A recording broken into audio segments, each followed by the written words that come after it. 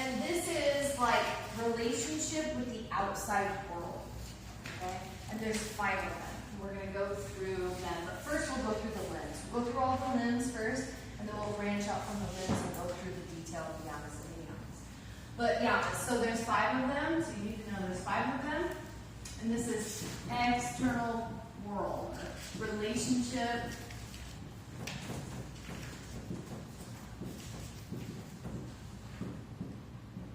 Relationship with the external world. And then we have the Niyamas. And then you need to know there's 5 of those too. And this is relationship with self.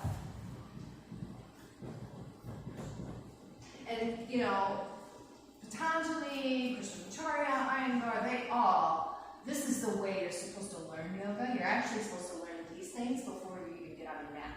But in the Western world, nobody knows any of this stuff. And they're doing yoga all the time, which, whatever, we gotta be grateful for the changes we're making in the world. So, even if it's not in the right order. So, we're internal, so external and to be internal. Relationship with self or relationship with internal world. You can put internal world if you wanted to. Okay. And then we get into the asana, which is your physical postures. Your physical practice. Sorry, my sloppy hearing, but this is the order that they would want you to, you know, practice. So here, Western world skips straight to step 3. And then you have pranayama, which is your breathing practices.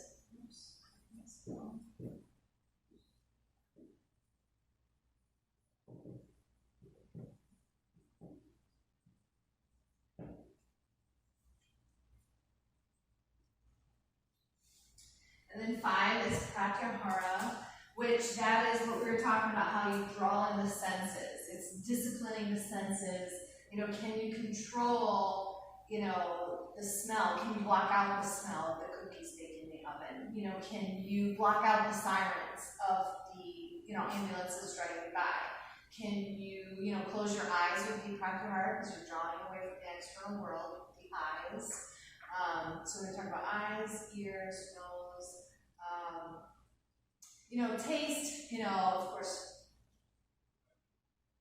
you know, is your mouth watering when you're smelling the cookies in the oven? That might be one thing. But we have something called amrit. Amrit. It's A-M-R-I-T. Is it amrit or amrit? Amrit or amrit? Amrit. Amrit? Amrit. But it's A-M-R-I-T. That's how it's spelled. I don't know how you pronounce it. But when you go into these deeper states of consciousness, you start to salivate more. I noticed this when I was doing Reiki. I was like, gosh, I swallow a lot. And they can hear me swallow. Why do I swallow? So I did some digging. So when you go into these deeper states of consciousness, you start to salivate more. And this is actually your brain releasing what they call nectar of the gods. And it's called amrit. And it's like really healthy for you. So not only are you, you know, stabilizing your nervous system, activating your parasympathetic nervous system, enlightening your mind, you know, doing all these things with meditation, but when you're going into these deeper states, you're getting a physical response too. So, yeah. All right, sorry. Okay, so pratyahara. What, how monks, how they can get in a state where they don't feel pain, would that be in this category? Yeah. Oh, yeah. Because they're drawing away their senses, so touch, feel, you know, they're not feeling their pain. Yeah. So, yeah, this would be withdrawal senses. Yeah, you can put withdrawal of senses, or you could call it disciplining the senses, or controlling the senses, or sense control. I don't really like the word control a whole lot, but okay, this is where we get it.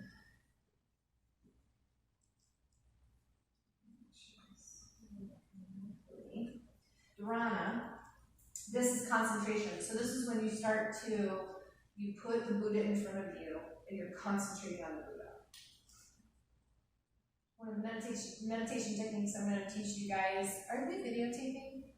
Oh, good. Okay. I'm like, man, we should have this. Yeah. Thank you. So one of the meditation techniques I'm going to show you is candle meditation. And so when you put the candle in front of you, you want it to be like eye level, so you kind of prop up your candle and you gaze at the flame and you're concentrating on the flame. And the practice is to close your eyes and envision the flame inside your mind. And then every time that visualization, you lose the visualization of the flame, you open your eyes back, get that flame, and then you close your eyes, you put it back, and then, you know. So this is a concentration practice.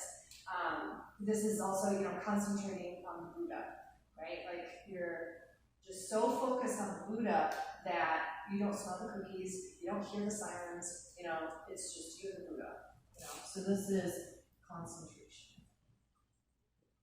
And this is the stage, okay? So this is how we would work. We would, get the yamas down, we'd get the niyamas down, we'd start working on our physical postures. Then we'd be introduced to our breathing techniques. Then we'd start working on withdrawing the senses. Then we would start working on concentration. And then go to dhyana.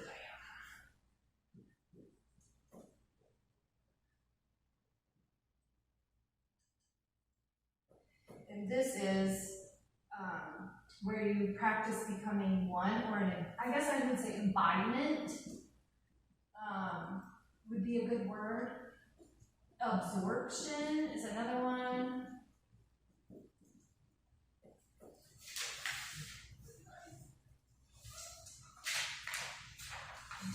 Focus. Oh yeah, this one, concentration, you can put in focus. And then this is what we finally consider state of meditation.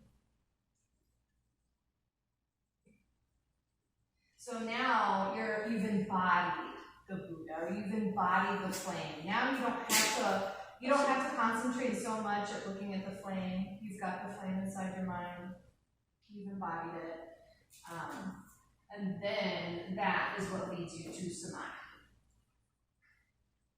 And samadhi is bliss, nirvana, enlightenment,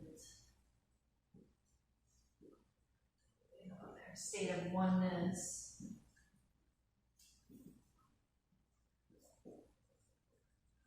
Union, integration, all those are great words. But it's kind of like, eventually you lose the flame, or you lose the Buddha, because you're one. You know what I mean? Like, you don't have to think about an external object anymore because you've reached this state of bliss, or this state of nothingness. Nothingness would be another good word to describe that. It's like you're just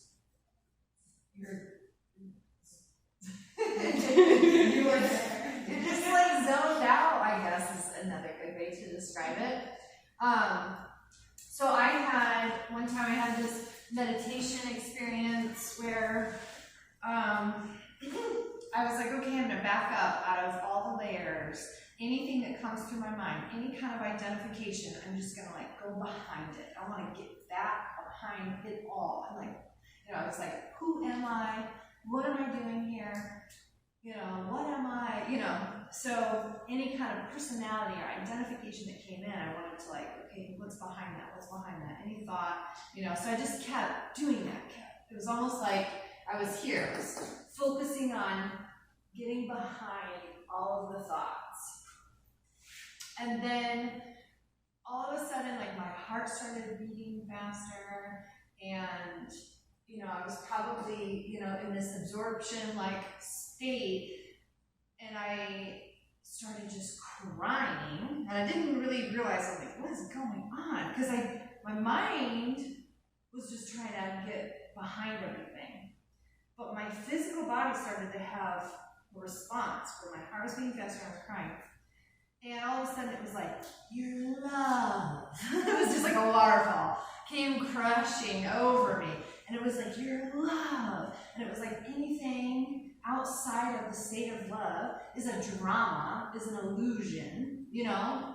And I started to get a little scared, so I backed out of it. Because like my heart, like I was really having some physical stuff going on there. What was going on? I was probably awakening my kundalini, and I was scared, and I was freaking out. So I came out of it.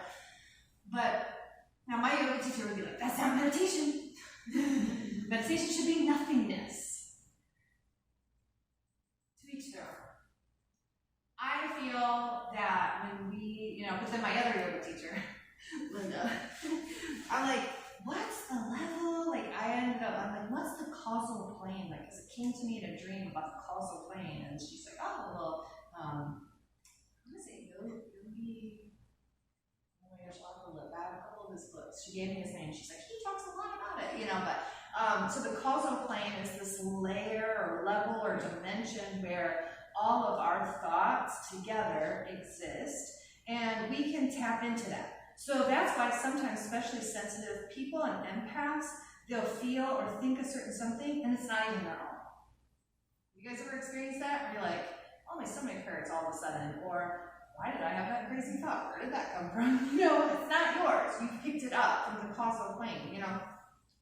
So I believe that we can tap into higher realms, whether it be the causal plane, whether it be a divinity, whether it be, you know, spirit guides, angels. I believe in that stuff. So, you know, whether you're tapping into that or you're just focused on being nothing, I think both can be beautiful for different purposes and reasons. So, okay, you guys feel pretty good about the limbs? So, how are the limbs related to the branches? Is it kind of like a one-on-one? So you have your, and it's kind of hard to look at it as a real tree because you have your branches. So you have your different styles of yoga, but whether you're doing karma yoga or you're doing bhakti yoga, it's still yoga, right? Now these are more, and you might even say this is kind of the process of how you should do. Process of growing those branches. Yeah. Yeah. I would say the branches are more categories of different kinds of yoga paths that you can take, where the limbs are more, you've got to take these with you no matter what branch you go down. Does that make sense? Yeah.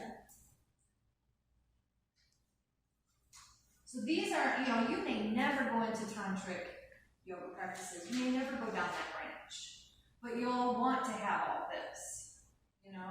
You may never go down the karma path, but you'll definitely want to have all this, so. Okay. Even though those are related to yogas, like example wise. Yeah. Okay.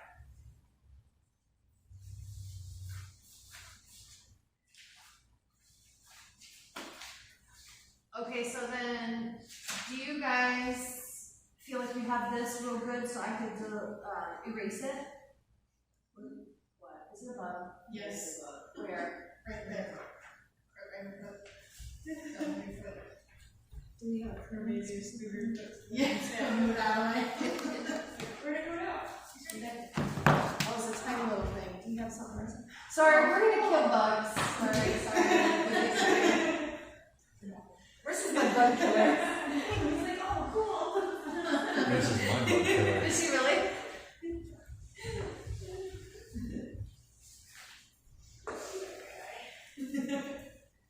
No, for sure you took it outside. So you guys feel pretty good about this, so I can delete that? Yes. And did she get that? Marissa, did you get this on the video? Like it can see the whiteboard window? Oh yeah, let me zoom in a little, take a screenshot before we erase. Do you guys feel pretty good about the limbs? Do you have any questions? Be easy to understand. And it's kind of like, it's supposed to be a process, but of course we don't always learn that. You know, in the Western world we go here first. And then we might even go here. And then we probably might go, you know, well, actually, you probably go asana, pranayama, and then you go more meditation stuff. And a lot of people don't know anything about the yamas and the niyamas until they go through teacher training. I mean, I've done like yoga, what I call yoga values workshop, and I've taught people the Yamas and the Niyamas without them taking teacher training. But a lot of times, there hasn't been a lot of interest, sadly.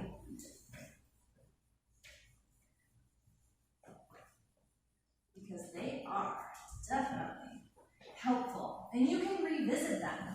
So, like for me, every time I do this with you guys, I'm learning too. I'm learning something new too, because you can take them in layers. My teacher studied Satya, which is one yama, for 7 years. Wow. And it was, Satya means truth. So it was getting behind the truth of everything. Is this true? Is this true? Is this true? You know, like, for 7 years he did that. Like, oh gosh. Yeah. I need a parigraha. I need that one for 7 years. Okay, so, and we'll go over them, but you guys are going to actually study one at a time each week, because we will do some reading with them and stuff like that. So you'll get to know them on a deeper level, but we'll just kind of cover them, you know.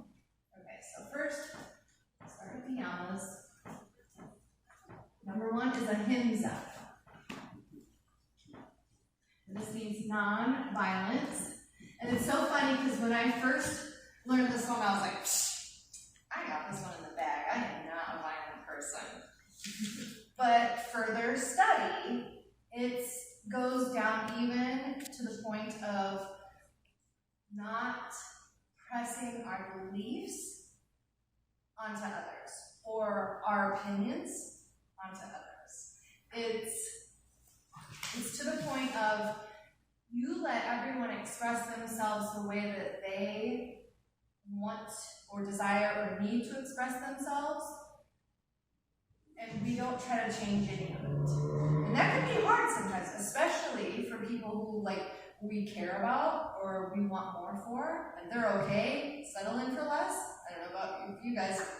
That's hard for me, because I'm like, no, don't do that to yourself. Like, rise up, queen, rise up. You know, I was like, and but we, you know, ahimsa, you have to back up and you have to be like, okay. Another good example is homeless people. Sometimes it's our, first response to, buy them food, or give them money, or a blanket, or a coat, or something, to help them, right? But they have their own karma, and if we sometimes interfere, we interfere with their karma. Their soul is doing what their soul came here to do, and we sometimes want to fix and control everything, right? Okay, so on the handout it says the practice of nonviolence, being compassionate, patient, full of love, including self-love, having awareness and gentleness in action, speech, and even thought. Now, we're human, okay? We're not always going to be perfect, so don't put that on yourself. Don't put that expectation on yourself, and I will just give you a highlight. As soon as you become a yoga teacher, not only will people flock to you with all their problems, but they will also put you on a pedestal and expect you to be perfect. And you can always put that, disclaimer out there and just say, hey, I'm still human, even though I'm a yoga teacher. I'm not perfect. I've had a lot of that. People will expect me to be perfect, but I still have my thoughts and feelings, and you know what I mean? So I'm human. And we're coming out of a mass collective where we're becoming aware of how much we've really people pleased, to be accepted, to be loved, to, whatever. And so we're coming out of that. So don't fall back into that, with this, so be mindful. These are ancient teachings. We have to take them with a grain of salt, because we have evolved. So for me, I would say, I'm going to let them express, nonviolence. Will I always be rainbows and butterflies? No. But I will try my best to let them express themselves. And they don't have to think how I think, and they don't have to feel how I feel, or, you know what I mean? Does that make sense? Okay. And then we go to Satya. This is the one my teacher practiced for 7 years, and it means truth. So, and this is, remember, remember, Yamas are our relationship with the external world. So we want to be nonviolent with people, right? But we also want to tell the truth. Not only do we want to tell the truth externally, but we want to be truthful with ourselves too. So truth is just a really good value. Let's see what the handout says. The practice of truthfulness, being honest to oneself about feelings, being honest in communication with others, includes how you show up in the world. Yeah, and that's another thing too, and we'll go through the little one, The Secret of Yamas, that little book, John McAfee, which he's dead now, he was murdered. Interesting fella, but the good book, okay? So the book, it talks about what you think is true might be different than what I think is true. And how can we find truth in that, right? So the book explains it better, so I'm not going to butcher it. I'll just keep moving. Yeah, what? I was thinking, because I got through part of. Have you read it? No, the statement. There's like, he talks about truth so much, and he was saying how you know something is true when like everything clearly points to that. Like when there's just so much, like it is undeniable truth. Yeah. So like, yeah, like he was saying how like there's, you know, everyone has like their own ancient readings and stuff like that, but at the heart of it, you know, a lot of them are like, be nice, be a good person, so we know like that's true. Yeah. I'm going to use you for an example, Marissa. Marissa is she's got this side gig cleaning houses, and they were talking about how there was another cleaning business that went through this whole process of something cracked the sink. Yeah, somebody dropped a glass and cracked their ceramic sink. And you know, but then no one could figure out, was it the man who lived there that dropped the glass, was it the woman who cleaned, or was, you know, the business owner, who was at fault, and blah blah blah, you know. So it's just a matter of like, as a yogi, we would report what was true for us, you know, like it was cracked when I went to go clean it, or I saw him drop the cup, or I cracked it, you know, whatever that is, whatever the truth is for us, we would want to report the truth. We would always want to be truthful. Even if it was just our perception, we still want to speak our truth.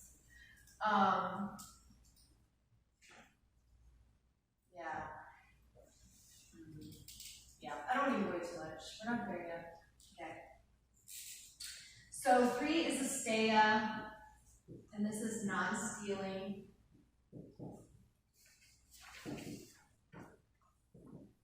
And again, another one that I was like, oh, I got this in the bag. But it's even not stealing someone's time. You know, so when you're going to be late, of course, first try not to be late. But if you are, you know, messaging them, you know, to say I'm running late or whatever. Here it says, this includes respecting personal property as well as not taking from others on an energetic level. So this is being mindful of like, when we go to share our feelings, we might ask first, do you have the capacity right now to, you know, hear my bad day? You know, because if you're dealing with Black Moon Lilith and Cancer right now, like, maybe you can't handle my breakup that I'm going to talk about, you know. So, you know, that might be the first thing that we do, is just ask, do you have the capacity to deal with that right now? And if they're like, yeah, then, you know, we might share. But, you know, being mindful that every time we go into work, we're not just dumping all of our problems on our coworkers, you know, or just, you know, you know, a lot of times, sometimes when we do that dumping or that sharing, and by all means, we have to vent and get it out. It's always better out than in. So I'm not saying that cold call it, because we do enough of that repressing and suppressing. But sometimes when we do that, we're not self-aware enough to realize that we're sucking the energy of the room from all the people. You know what I mean? So it's like, just being mindful and self-aware is huge. So let's see.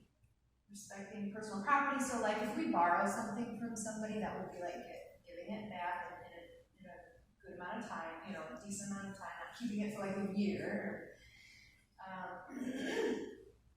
Observing time management, letting go of cravings by learning to appreciate what we already have. Yeah. And then brahmacharya.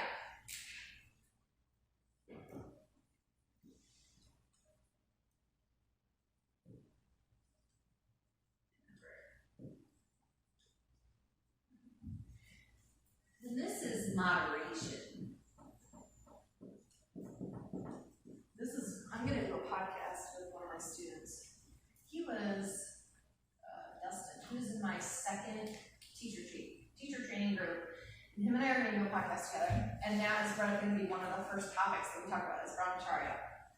And this is avoiding all forms of overindulgence by managing our energies consciously. The yama of all forms of addictions, food, sex, speech, substances, as well as practicing environmental awareness. This is not repression of our desires, but rather right use and not abuse. And so one of the things we're going to talk about is like social media is great. Not only can you get information, you can network, you can keep track of your family, what's going on with them, keep in contact with your friends, and network, business, all those great things that it brings. But the problem with us is that we overindulge in everything. So we end up scrolling for 2 hours, and then there goes 2 hours of our time that we could have been doing something more productive, right? Or like alcohol, a drink out with a friend, sure. Getting drunk where you can't drive, that's not good. What other kinds of things? Food, food in moderation to fuel our bodies. But then eating out of emotions or boredom or, so moderation, all things. I'm even the one, eat the chocolate cake, but don't eat the whole cake. Just eat one piece, So, moderation, all things in moderation. And just being mindful of not overindulging. And lately I've been having Starbucks every day. I'm like putting on weight. I'm like, oh my gosh. So I need this one right now. I feel like it sucks too when you know it's happening and you're like, hey, now it's hard, now I have to stop. And yes. You feel guilty, it just keeps happening. It almost feels like a drowning sensation. Like, okay, I know I'm doing wrong, and I know I gotta get out of it, but I'm down here. How did I get down here? Yeah. That's when you were sleeping in lately. Really? Yeah, I woke up at 7 today, but then I moved to my couch at 7:30 and I slept there for 3 hours. If you didn't have to be anywhere though, maybe you needed it. Yeah. So, yeah, I feel like rest and sleep has been underrated. And I think we're starting to realize that we overwork ourselves. So don't be hard on yourself about that. Okay, a parigraha. This one is my hardest.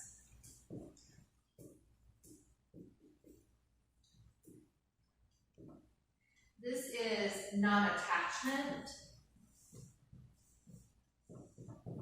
And when we teach non-attachment, because there's always been controversial, this side says this and then this side says that, right? When we teach non-attachment, it's not that you can't be attached to anything, right? You shouldn't renounce your house and go sleep on a park bench and be, it's that those attachments don't have power over you. So if you were to lose your job tomorrow, could you be like, oh, I'll just find another job? Or would you be like, oh my God. If your husband said, I want a divorce, would you be like, oh, or would you be like, which, some things are easier said than done, and some things are harder. But it's, you can have the house, you can have the car, you can have the husband or wife, you can have the, all the things that you want to have, but as long as they don't master you to where they, when I say master you, control your happiness. If it's taken away, will you still be the same you, whether you have it or you don't have it? Focus on non-attachment to people and things, the art of letting go. So it's, let things come, let things go. Attachment to none, whether it's thoughts, beliefs, people, things, experiences. Kind of like the last one. Well, this would be moderation. But like being able to practice moderation, you're not letting things have that power. Yeah. They're both definitely a discipline or a control or I don't like the word control, a discipline or a practice, I guess. Yeah, definitely. So for me, I get attached to people.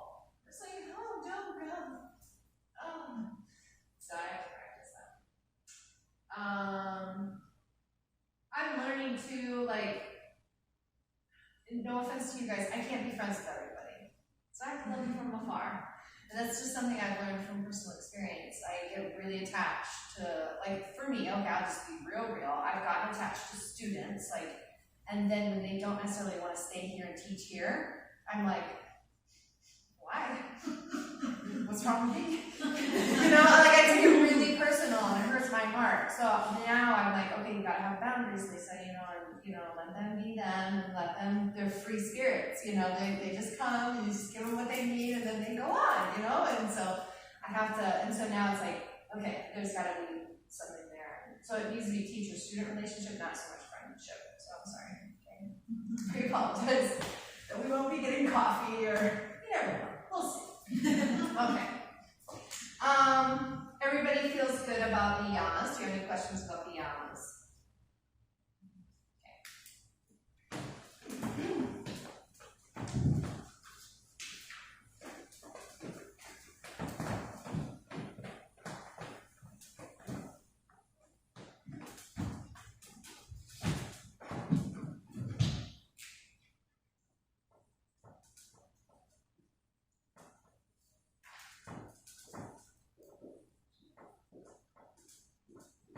Okay, so the Niyamas are a relationship with self or internal relationship, right? And Saucha is cleanliness.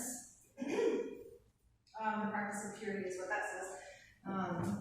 So you can put cleanliness or purity, however you want to do it. Cultivating good health habits, bodily cleanliness, so this would be hygiene, as well as choosing positive thoughts, speech, and equal mindedness. So we would want to say, is our house clean? Is our car clean? Is our body clean? Is our mind clean? So are we having clean thoughts, or are our thoughts like, oh, you're a horrible person, you shouldn't eat all, you shouldn't have made all that chocolate cake, now you have to do 50 million sit-ups or whatever, sometimes we're really hard on ourselves. So being aware of that inner dialogue, are those kind thoughts, even of others. So if we're projecting oh, I hate that coworker, blah, blah, he's blah, blah, blah, that would not be clean thoughts. So be mindful of our thoughts. This would also be is your heart clean? Do you have a lot of resentment and bitterness or is it it feels clean, that clean feeling, does everything feel clean? So this would be inner and outer cleanliness in your internal life, just for you, not necessarily. It's kind of an external thing when you start talking about your house and car and stuff, but Niyamas are supposed to be what's going on in your world, not so much everybody else. Everybody else might not have a clean house, but you have a clean house. Okay. But don't be super hard on you about clean houses either. The dishes and the laundry will always be there. Don't miss out on life experiences. Does that also apply to the energy of your home, cleansing your home energy? Sage it, yeah. Bells clean energy. Diffusing oils is another good one. Well, when you're you have a cluttered space, you have cluttered, mind. So yeah, it's a reflection of your internal, your personal spaces, for sure. Santosha is contentment.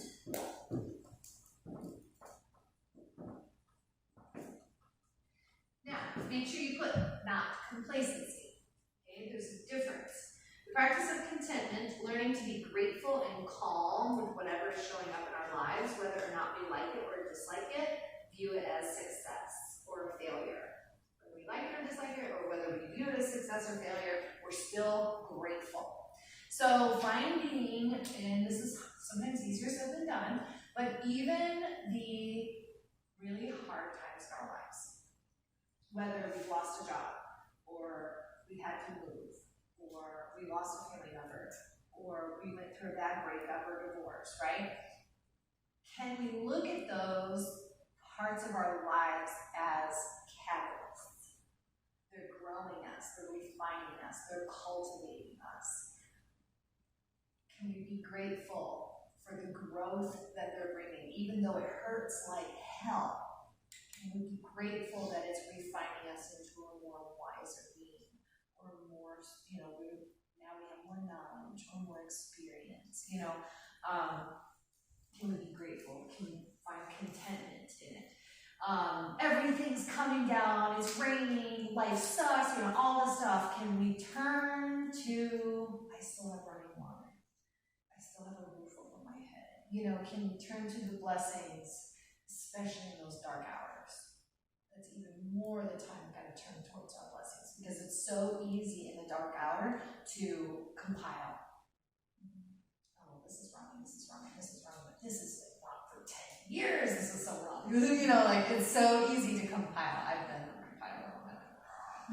And you will compile yourself right down into a hole, So in the darkest hour, can you turn to Santosha and be like, you know what?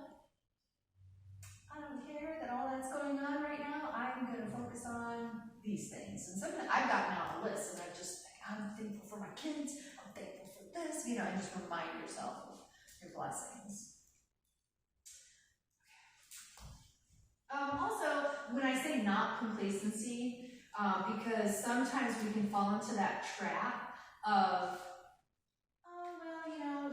my job doesn't really appreciate me or pay me what I'm worth, or but I'm thankful that I have a job, and so that might never push us to maybe go look for a new job, Don't fall into the trap of complacency, where you start to accept breadcrumbs,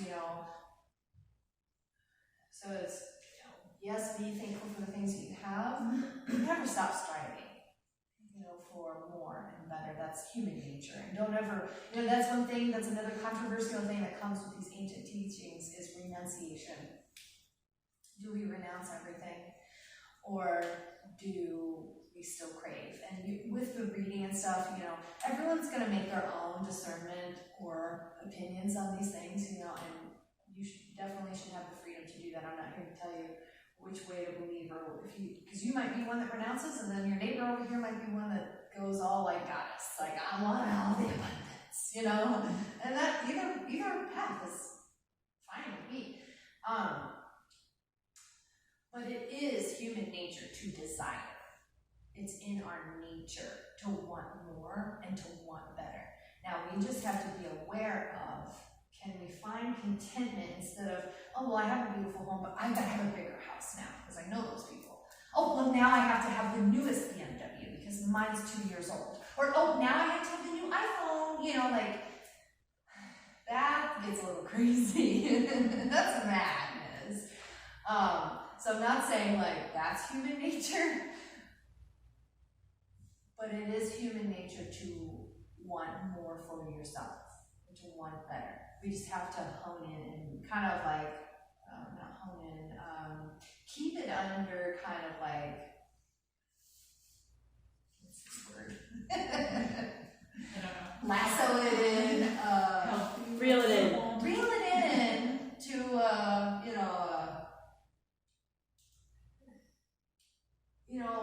plus, I see people that set their goals and they, I follow this one lady, she's like, I make 6 figures, or I do this and I do that. I am never going to tell someone not to strive for the most and the highest, I'm not. But actually, I would probably push you more towards striving for all your desires than just to have you over here breadcrumbing yourself. I don't want to see people doing that, settling for less than they deserve. That breaks my heart. sense? Okay, sorry. I'm probably just rambling now. Okay, 3. Tapas.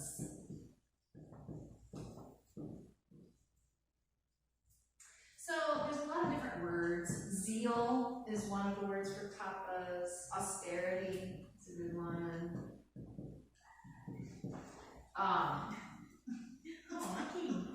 Discipline could be a word for it. It's motivation, maybe. It's like that drive. Drive would be a good word. So this one, drive.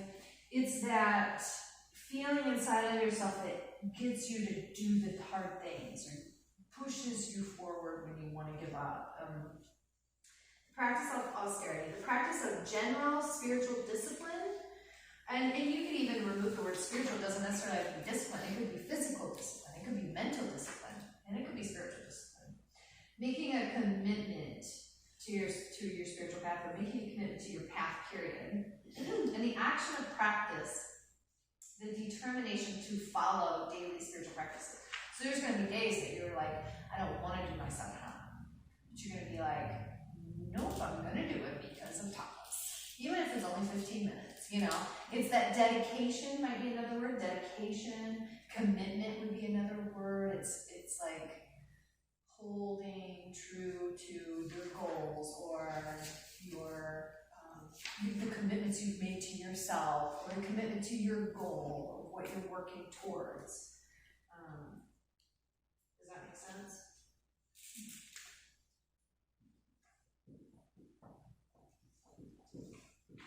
And I don't know why that's spelled with a W, because it's Svadhyaya. Svadhyaya. And this is self-study. So this is, journaling would be a practice of Svadhyaya. When I give you certain journal questions, we're going to have homework, we'll have a journal question tonight. This is like diving deep into who am I? Why am I here? What is my purpose? But it's also even further like, why do I do that? When you notice a trigger, it's diving into why does that trigger me? What is it exactly that's triggering me? Oh, it's from something from my childhood. It's like diving deep into your own healing, diving deep into who you are, what makes you you, and why you do the things you do, kind of thing. What's it saying? The act of searching for the truth through reading, meditation, reflection on spiritual teaching. So this could also be reading the Yoga Sutras, the Bhagavad Gita, like diving into who am I, self-realization, searching, like meditation would be another good practice. And here again, they put a W. So it's Ishvara Pranadhana. Ishvara Pranadhana.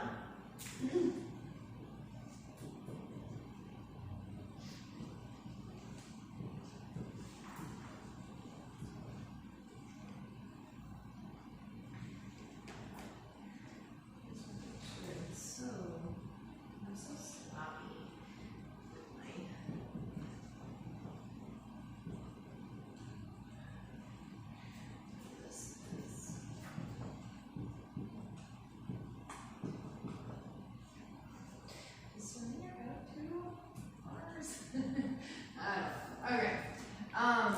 Ishvara Pranadhana is surrendering to a higher being or a higher self. So depending on what you believe, because everybody believes in different practices, and that's what I love about yoga, is you can bring yoga to anything, whether you're Christian, whether you're Hindu, whether you're Buddhist, whether you're pagan, whether you're atheist even. You can still have yoga in your life and still find something very meaningful with it. If you believe in just, the universe is God, or you believe in just your higher self, or, whatever that, even if you're an atheist, you might believe in the science of the way things are, like the Big Bang Theory, or, maybe you don't even believe in astrology, or maybe you do believe in astrology, or, but even if you don't believe in a God, and I don't believe God is a weird man in the sky, that's the silliest thing ever, But there is an intelligence, even if you want to bring it down to like a science, there's an intelligence that grows flowers. There's an intelligence that grows, you know, tadpoles and frogs. You know, there's an intelligence to our planet, and or maybe even Gaia, Mother Earth, or you know, depending on whatever it is. I love shamanism because it's kind of like bringing it all together. Like you believe in it all, or you make up your own. Like that's another thing about like with shamanism is you just make up your own. Like okay, I'm gonna believe in deers, and I'm gonna believe in bats, and I'm gonna believe in clouds, or you know what I mean? Just however you want to do it. But this practice, sorry, tangent, is surrendering to that, whatever that is for you. Putting our faith into practice, learning to sincerely let go of controlling life, and dedicating our life to spirit, let go and let God. You know, a lot of people have negative connotations with the word God because the church has harmed them. And so, you know, sometimes I might say universe, or I might say he, she, it, or all that is, or, you know, so be mindful of that when you're teaching, or if you want to bring, and you may leave spirituality out of your yoga altogether. And a lot of people do. Like Beacon, they don't have, but you know, and to each their own. So whatever you're comfortable with, but be mindful when you're using those kind of terms, because there are a lot of people out there that have been harmed by the church, so they have negative connotations. And we don't want people typing up in yoga. The whole point in yoga is to be able for people to relax and feel safe and stuff like that. So yeah, letting go. So there was one time, like when I was going through yoga teacher training, I was like in my bedroom in child's pose, and I was just like, I surrender. And I finally had my first moment of Ishvara Pranadana. And it was, I had always been like super type A, like you couldn't fold the towels correctly, you couldn't, you know, like everything had to be in spot, and everything had a spot to be in, and, you know, OCD, type A, wow, you know, and life just was so, it never, as much as you try to control things, it still goes its own way, right? And so all that energy that you exert to kind of control your surroundings and the people and the things, you can't. And so I was just like, obviously I can't control it all. And so it's actually a lovely thing to kind of give it up. So be like, you know, now don't forget, don't fall into the trap of complacency and just be like, oh, it'll just happen, you know. We are creators, we're here to co-create. So we do have to go after the job or search the information, or, you know, not everything's gonna just come at your doorstep. So, okay, everybody feels good about the Niyamas? Does anybody have any question about those? All right, so I'm gonna come away from there.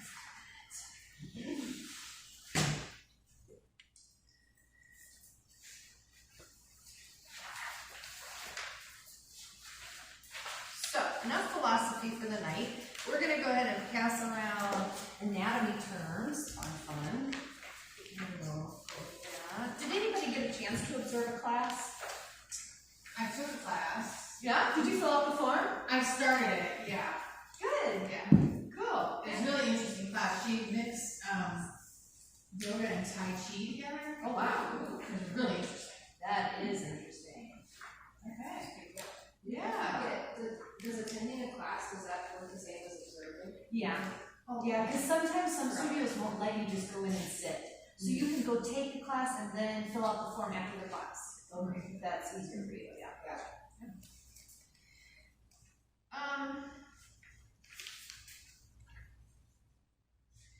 Okay, so you guys have your books ordered. Ordered? Mine are not ordered yet, Okay. but I looked them all up today. Okay. I'm gonna get my hands on. Okay. This just kind of gives me an idea of how soon to start throwing that kind of homework at people. Let me know when you get them. Okay. Do you have a like an order in which we're going to read them? Well, I mean, the heart of yoga is one of the ones we dive into right away. Meditations on the mat, you can start reading at home now if you have it, because Meditations on the Mat is like a year long. It's like a 365 day thing. Like, it has a little passage for every day. And because our program is 6 months, and we're putting a year's worth, I would say read 2 a day, but because we're already a week in, you might want to read a little bit more, or just keep reading, you know, like, but we want to try to, and that will be all in your own time. So feel free to start diving into that and reading that as much as you want. And then the heart of yoga will be one that we'll dive into pretty soon. Really, as soon as everybody gets their books, we'll do some of that reading. A lot of the reading of heart of yoga will happen in class. Bhagavad Gita happens in class. The meditations on the mat is all at home. The energy body one, the Carolyn Miss one, Anatomy of Spirit, that one all happens at home too. And that one's going to happen probably pretty soon too, because I would like to dive into the energy body pretty quickly. I might even go over some of that tonight if we get to it. What are you doing? 8 o'clock? So, you know what? Normally I would go through this, like we did the 10 skeletal, muscular, endocrine, you know, we read through that.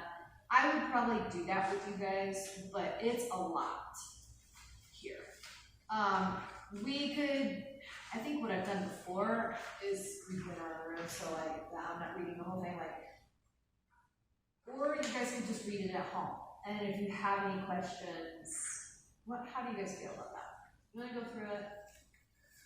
I'm good with doing it at home, but you guys do whatever, because I feel like I learned, well, obviously not all of this stuff, but like anatomy in college and stuff, you know, like it'd be a nice recap, refresh, which you always forget, like, you know. So much to it. I'm good with reading and coming back to any questions. Okay, Yeah. so we'll make this homework. Read this, you know, before next week, and next week we'll check in, and if anyone has any questions, like, you know, I'm just trying to think of something that someone might have a question on. You know, maybe flexion and extension. You know, you might want to see a physical visual of what is flexion and what is extension. You know, the description isn't good enough, but it goes down to your vertebrae, your cranium, you know, all the things. I especially love, let's see. Is that like we just need to be familiar with the terms? Yeah, like vibration, it even covers that. Movement, the speed and frequency that all forms are moving. Add the atom, smallest aspect of matter or elements. It has properties of that element. Atoms are made up of vibrations. You know, it has a molecule, and it has everything. The digestive system, the lymphatic system. So it's really there might be some stuff on the midterm and the final exam about extension, flexion, you know, muscles and things like that, but this is just a really good tool to have, you know, more than what you're going to be tested on, I guess. So, then let's move on to this. This is fun stuff. Oh, and you know what? We will go ahead. We will be quizzed on the bones. So this is something I'm just going to go ahead and pass out. I'm not going to quiz you guys anytime soon, but at least you'll have it and you can start practicing, or not practicing, but studying it, I guess.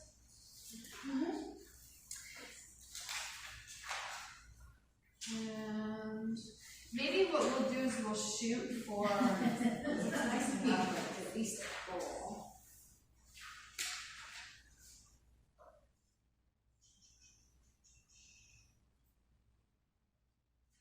Wednesday. How about September 28th, last Wednesday? for our quiz on the skeletal system. That way you have a whole month to look that over and study it. Just on the skeletal system. Just on the skeletal, yep.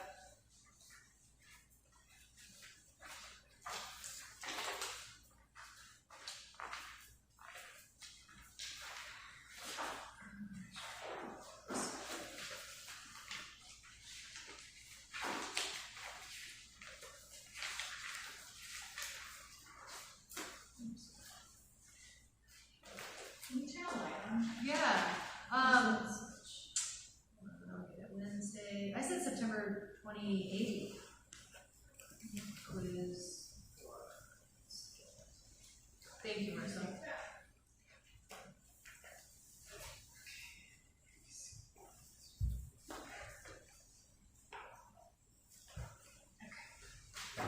So the chakra handout that looks like this. The first one, the little visual, prana is life force energy. And prana is one word you're going to want to know. Prana.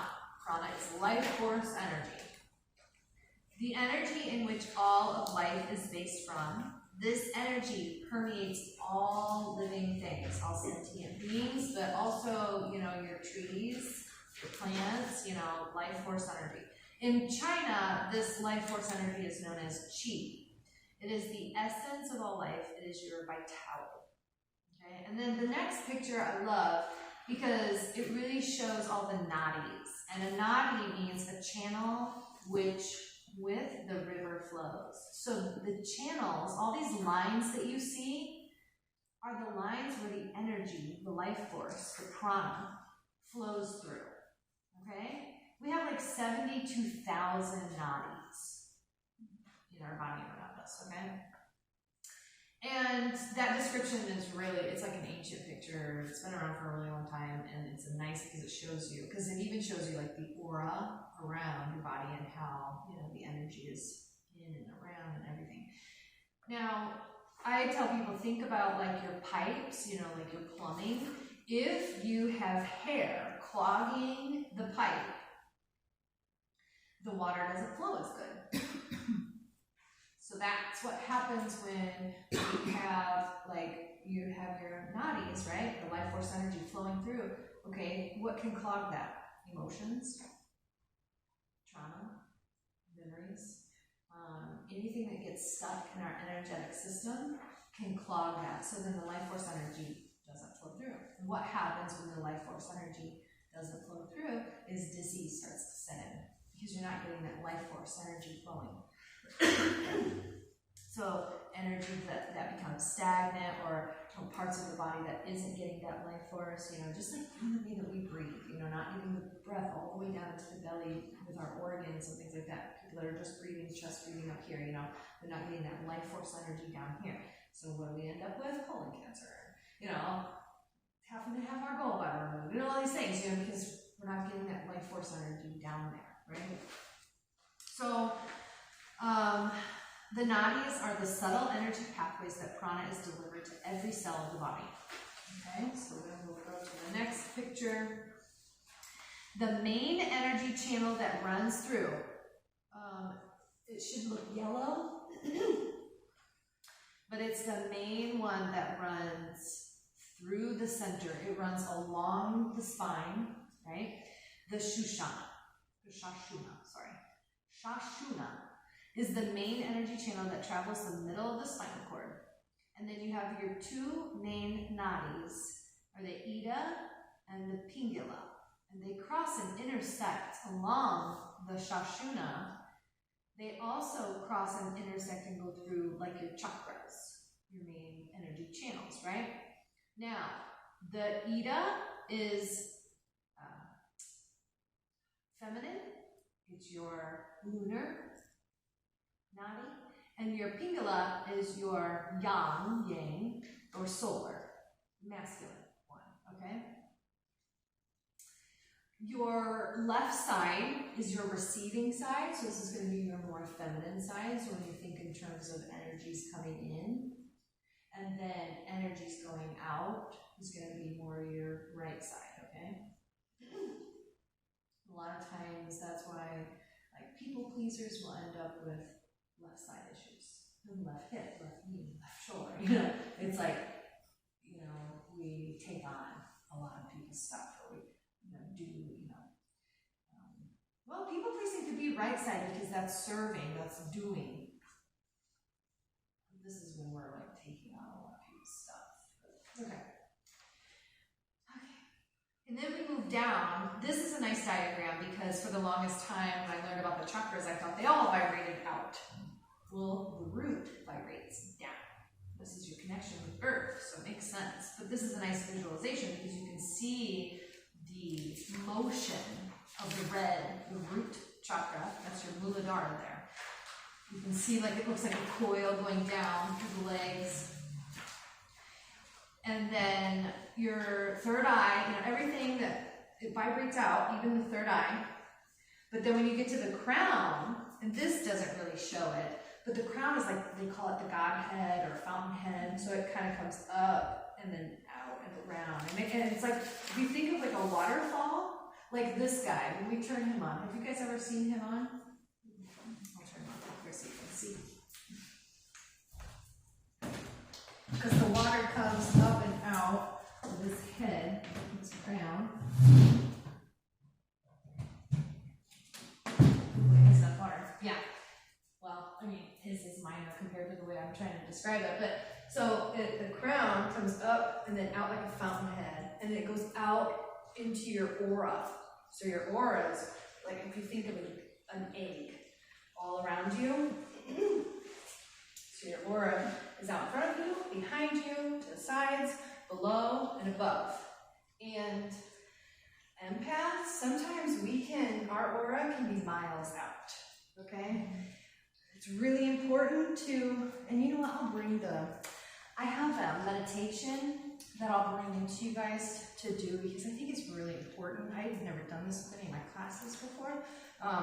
Because I've just been working on certain things in the last year, learning new things. But we want to pull it in, because when our energy field is miles out, we're going to feel our neighbor. We're going to pick up that stuff. We don't want that stuff. And, you know, for people who, you don't know it. You're just naturally walking around with your aura miles out, picking up all the stuff. You just don't, if you're not aware of it, you know, so I'm like, we gotta get this information to everybody.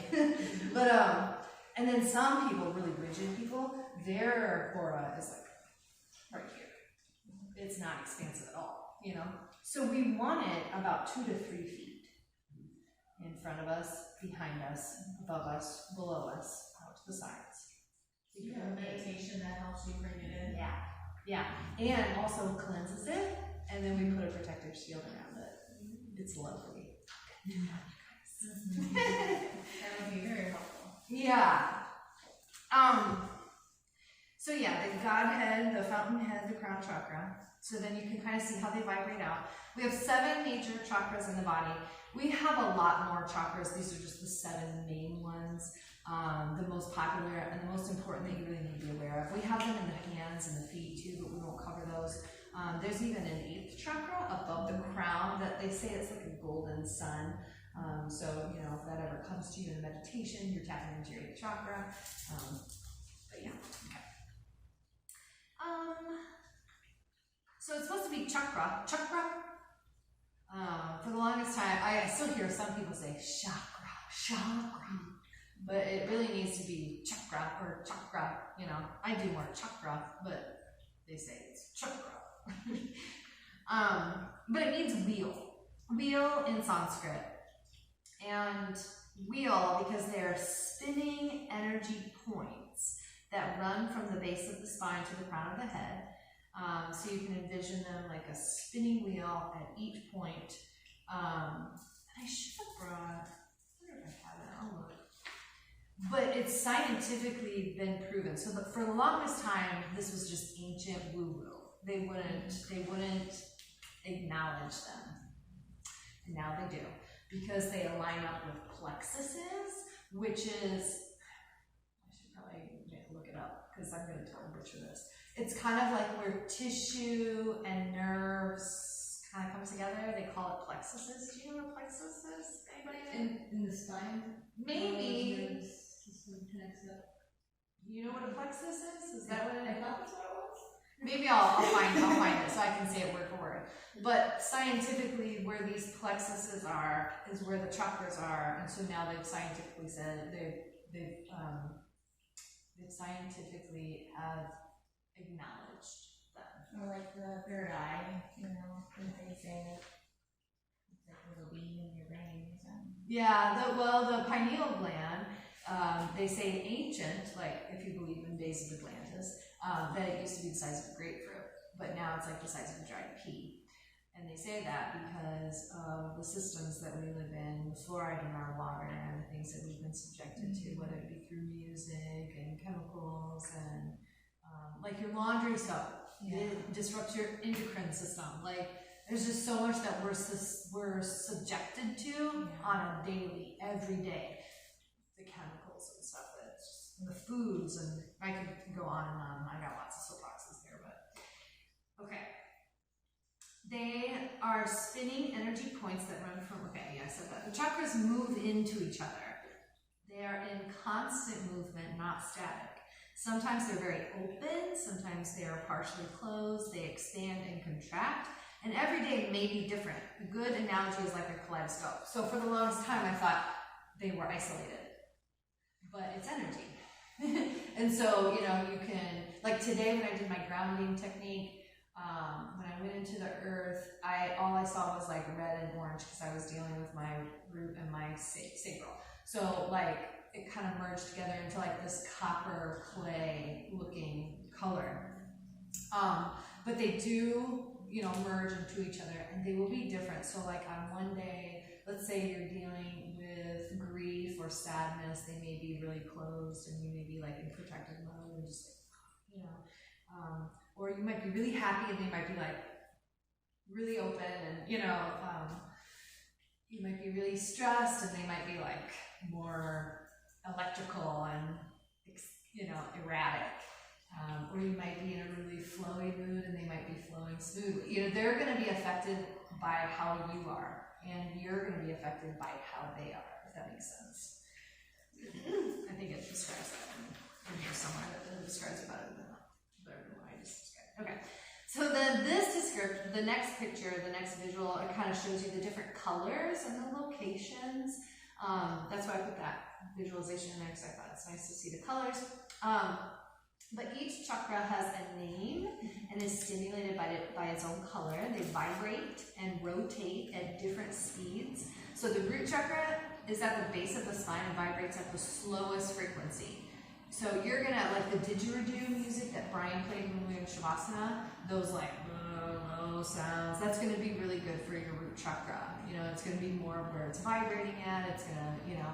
And then your triangle, like, you know, the little triangle that you hit, that's going to be more crown, like high frequency. While the crown chakra vibrates at the highest speed. So highest speed, lowest speed, and then, you know. And they all have, I think, a certain note to them. So that might be something you might like diving into, you know. They each have, yeah.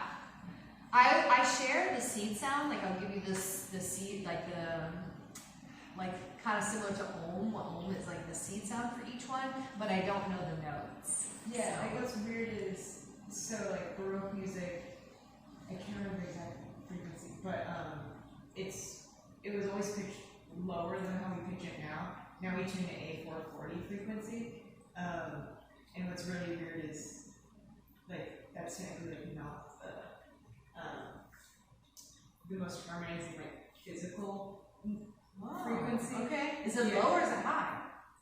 440 is a little bit higher than what Okay. older music used to be. And like that older music, the way that was pitched is actually a little bit more in tune with the body and stuff like that. Wow. Yeah, so I figured that out. But it's weird because I've been trained, like, as an oboist, when I tune the orchestra, I tune to A440, so like I can find that really well. But figuring out, reprogramming to be open to like other frequencies is really weird. Yeah. Well, and this is something too that's been coming lately to me is Okay, so we're on this kick, it's very popular right now about ascension. Well, ascension's not necessarily going somewhere, it's evolving, it's moving to higher states of consciousness, right? And sometimes people think we're gonna like zip higher. I don't know. Because like last time you had said it's not leaving, it's bringing back. Yeah. Yeah. People actually think they literally go somewhere. Yeah, like they're ascending to another planet or something. I think because we hear about 5D or New Earth, like they're like gonna go somewhere. No, it's actually we're bringing it here to us, and we're raising our vibration. And but one of the things too is because we've been in such a patriarchal world for so long, and we've been programmed and conditioned to be more analytical and intellectual and brain stimulated and mind based instead of heart based, okay? And so we have turned to more of the logistics of things instead of our internal values, or the logic instead of our emotions. You know, like, so this is what we've been programmed, right? And what I'm learning is that a lot of it is really grounding. And that's why yoga is so important right now, because it helps to ground people. And we're so in our heads, and we've been, like, even me, I'm like an overthinker, blah, blah, blah, you know? It's hard to shut that thinking mind off. And so we need people to put their feet into the earth. We need them to do yoga. We need them to ground. And so it worries me that they're making these higher. You know, I'm like, no, we need to come back down to earth. Like, you know, so, yeah, but that's been something I've been looking into too. It's like, they're really grounding is like super important right now. And those lower frequencies, like the didgeridoos and stuff like that. And like one of the things the women, something about the red, well, okay, this is probably a tangent. Like the whole giving the blood, you know, your menstrual blood to the earth, because the earth needs to know what's going on inside the women's bodies so that it can adjust to us. Have you heard that? But we're so disconnected with all the cement and the shoes and everything we've left. So hopefully we'll be kind of corralling people, reeling people back to that connection. And with grounding, we'll hopefully increase that connection, right? Okay, where was I? I'm sorry. The crown chakra is the highest. Okay, so the three lower chakras. So you have your root, your sacral, and your solar plexus. These are your three earthly chakras. Those are the three where people tend to have disease show up. It's all this lower stuff usually. It's the connection. One, we're not connected with earth. And two, it's, you know, we're not getting that life force energy down there. And then the heart is known as the bridge.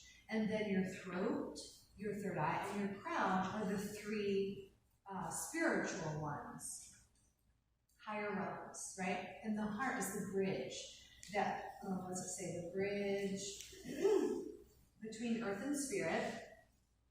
Most people spend their energy in the three lower earthly chakras, so most illnesses result from the loss of energy from the root, sacral, or solar. Every energy center is in correlation with the gland in the endocrine system. They also mirror how we feel, both physically and emotionally. They're the mechanisms through which emotions, beliefs, and attitudes affect the physical body and vice versa. But yeah, the heart is said to be the bridge between the earth and higher realm. Okay. And then if we move down to this next visualization, that is, and I never know, is it caduceus or catechus or neither? Caduceus? Catechus? I don't know. Maybe you've seen this symbol in hospitals. It's very common, and it's an ancient symbol. And don't get me started on Western medicine, because I'm not a big fan, but this is where medicine was supposed to derive from, was this, you know, holistic, you know, way of being, you know, having these, you know, these centers open and healthy and vitality in your body, you know, if they're not balanced, if the chakras are not balanced, or if the energies are blocked, or the basic life force, the movement of prana, will be slowed down. The individual may feel tired, out of sorts, depressed, become ill, diseases may manifest. A constant balance between the chakras promotes health and a sense of well-being. But somewhere along the way, well, I know where along the way, John D. Rockefeller is where it started to turn. But you got holistic, and then you have allopathic medicines that, allopathic medicine, John D. Rockefeller figured out he could make petroleum-based medicines, and he could make money off of this. And so money, greed took over, and he decided that he was going to make it so allopathic medicine was the only way.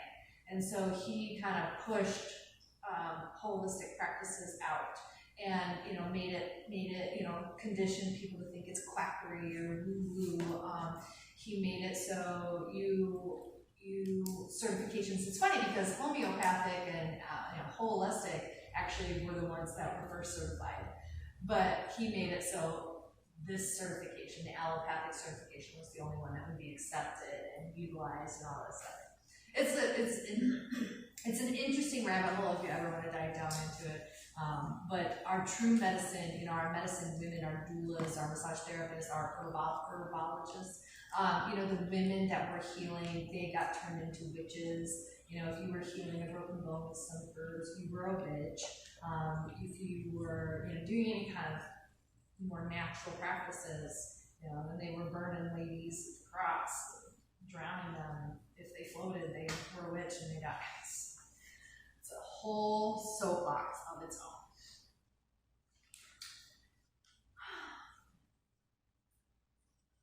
So then we move into the root chakra. Is that attached, or is that, yes? Okay, good. So the root chakra, the Muladhara, is the Sanskrit name. The color is red. It's linked to your security, your survival, your safety, your sexuality, your stability, your physical body support, the base of your spine, your legs and bones. I'm pretty sure it's your whole skeletal system. Is that on here anywhere? Your skeletal system, big stability, foundation, immune system, feet, rectum, feeling at home, family bonds, blood bonds, code of honor within ourselves, ability to provide for life's necessities, respecting all life on earth. So this is your tribe chakra, and the chakras kind of develop as you develop. So when you're born, who first influences you is your tribe, your family. So this chakra is very motivated by the relationship that you have with your family. So if you have family issues, you're going to have root chakra issues. If you have, when you move or you switch jobs, your root chakra can be affected because, like your roots, anything to do with like your roots, family or stability, security, anything that's disrupted can affect your root chakra. Fear is one of the, actually I need to make sure I'm doing this. I have a bunch of different information that I make sure I go through for each chakra, so I'm going to make sure I give you,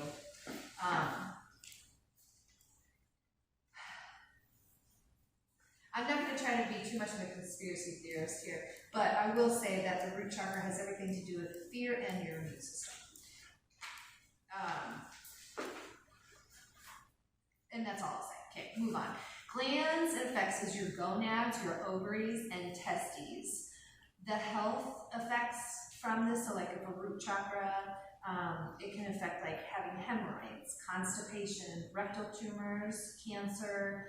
This can be colon cancer. This can be sciatica, varicose veins, chronic lower back pain, immune-related disorders, and depression. So we're in an area where RVs are like, we're the RV industry, right? So a lot of times you hear about people that work in the RV industry have low back pain. They also live paycheck to paycheck. So they are in that mentality, and it's funny because they'll make $1,000 but somehow still blow it all, right? Like they're in this mentality of I'm not supported in life. They don't feel like they're supported in life. They're living like paycheck to paycheck. They're always like grabbing at straws. So even if they're like, yeah, I make a lot of money, but they're always they spend it. Like whether it's on alcohol or whatever, it just seems to be like that thing. But they always say that's what I hear a lot, is that low back pain. And that low back pain is a feeling of not feeling supported, not rooted, not grounded. They don't feel secure. And when you're living paycheck to paycheck, you don't feel secure, right? So that's just one situation that you might see a lot living in this area. Deficient energy. So if the energy is not so we're really separated, disconnected from Mother Earth, with all the cement and the shoes, and I know people that probably have never stepped in dirt, at least not in 10 years, and I'm just like, please, can we go? Please just go, take off your shoes, please. This is a travesty to me, but so deficient energy is when the energy is not flowing through that chakra. So a lot of times, because they're not connected to the planet, their root chakra will be closed, and they don't have a lot of that energy flowing through there. So when I say deficient energy, the energy is not flowing through. This results, or can be counter, can be a result of. So it results in and can be a result of. Does that make sense? Fearfulness, anxious or anxiety, insecure, restlessness, disconnection with the body. So if you hear about people who have restless leg syndrome, this is a root chakra thing.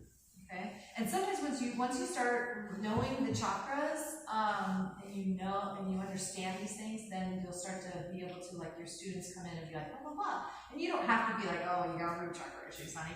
You can just be like, hey, ground me. Just go put your feet out.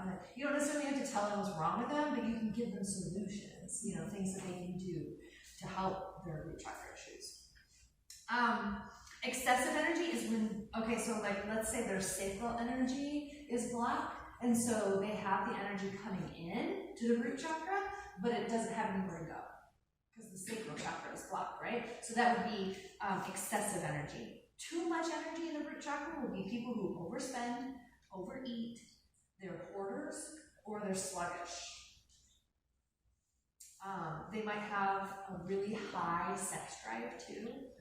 So a lot of times, and this is probably pretty common, sacral chakra is relationship. We're going to get into that. That's relationship with others. So this has a lot to do with intimate relationships. So if we have issues with intimate relationships, and this is blocked, and then you have all the energy down there, you have people not only with relationship issues, but they're out there having a lot of sex. And that's pretty common with people. Because of that, because of the issues they have, Does that make sense? Kind of ties together. Okay. When balanced, you feel centered and secure. You feel grounded. An affirmation or mantra is, I am connected to Earth and all of its creations. The seed sound is lum, lum, lum. And the sacred truth is all is one. Now, does your form have the stones and the oils? Oh, good. Okay. Mine, I had to hammer it. It's an old one. The stones are smoky quartz, obsidian, red jasper, garnet, hematite. And then oils would be bergamot, sandalwood. What? I love bergamot. It's my favorite smell. It's a good one. Sandalwood, patchouli, cloves, cedarwood, frankincense, myrrh, bitter. So anything earthy, anything woodsy, doTERRA has a bunch of woodsy blends, juniper berry, all those are anything earthy and woodsy is going to be root chakra. Darker stones, anything red, black, grounding is going to be good for the root chakra. So this is what's not, I don't know, it might be on there. Archetype? Is archetype on there? Okay. So, root chakra archetype. When it's balanced, it's the mother. If you have a balanced root chakra, you have the potential to be like a mother. You can be a mother to other people. You can be a mother to yourself. You might nurture yourself. That's this whole Black Men Live thing is bringing up. What are our self-care abilities? Or our ability to nurture ourselves. So a good root chakra, like a good balanced root chakra is important right now. Black Lilith and Cancer.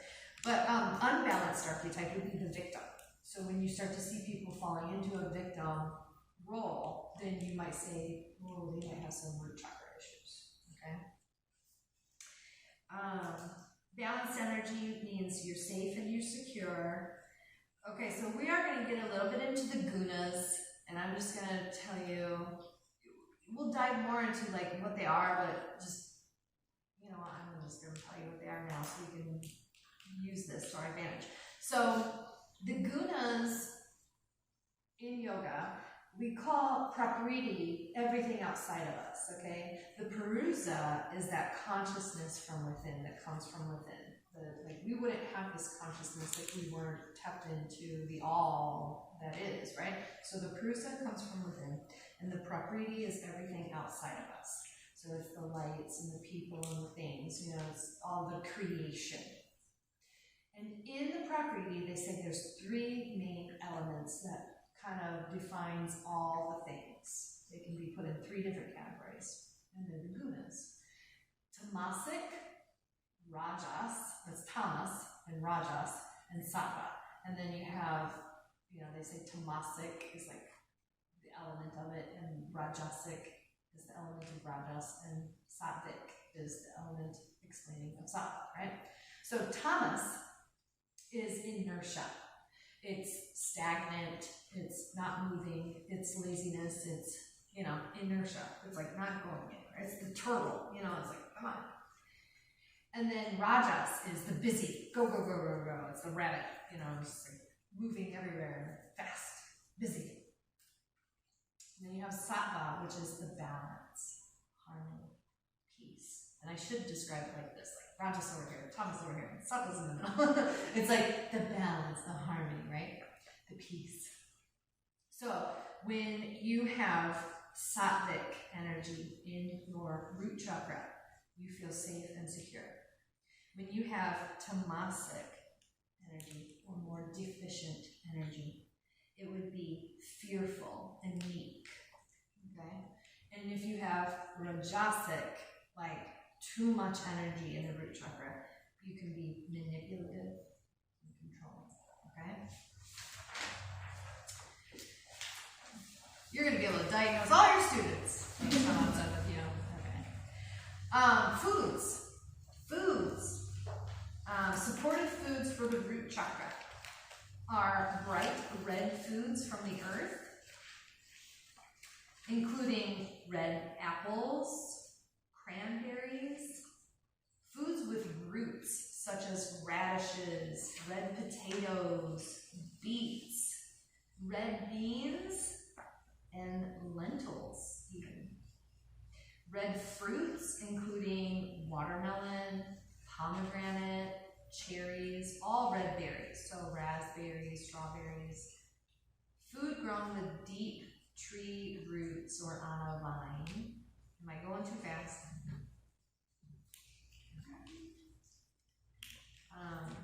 Red herbal teas, such as hibiscus, or, and help me out here, rooibos.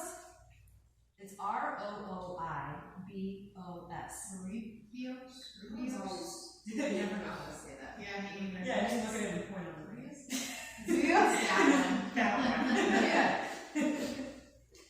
Harvest grains and other deeply rooted grains and proteins, earthly mineral stews and broths. So yeah, and let me know if you need to repeat anything. So beneficial practices for your root chakra are going to be grounding down to the earth by walking barefoot on soil, sand, or grass, doing strong grounded yoga poses, and I'm going to go over certain poses that are really good for the root chakra too. Reestablishing your roots by learning to forgive mistakes or transgressions committed by caregivers in early childhood, learning to provide those things that instill a feeling of safety, security, and basic needs being met on a daily basis. How can you be your own mother? How can you mother yourself? How do you Do you have the ability to nurture yourself on the days that you need to nurture yourself? Finding comforts in the small things like a cup of tea, and you know, like when you're, you know, a lot of times we've been so conditioned to, oh, you're upset, just keep trucking. Just shut up, press it down, don't cry, go to work, you know, like, just keep going. And I want to encourage you to be like, slow down, have a cup of tea, do some journaling, cry if you need to. Like, that's where we want to go. We want to heal ourselves. We don't want to just keep pushing it in our energy field, because energy never dies, it just transmutes. So it can turn its ugly head, and you know, we're triggered, and all of that childhood repressed stuff just comes out, you know. Okay, you didn't know you guys were going to learn all about psychology, right? Okay. So root chakra, the music for root chakra. Let me find that. Tribal drums. Didgeridoo. And then Dylan might be better at like knowing these things, so I'm not going to put you on the spot, Dylan, sorry. But anything very low, you know, tribal drums, didgeridoo. I don't know, look like a bass tempo, like a deep, you know, Gregarian chanting. It's like, rah, rah, rah, you know, that would be. Sorry, that was probably really bad impersonation. But you know what I'm saying. I'm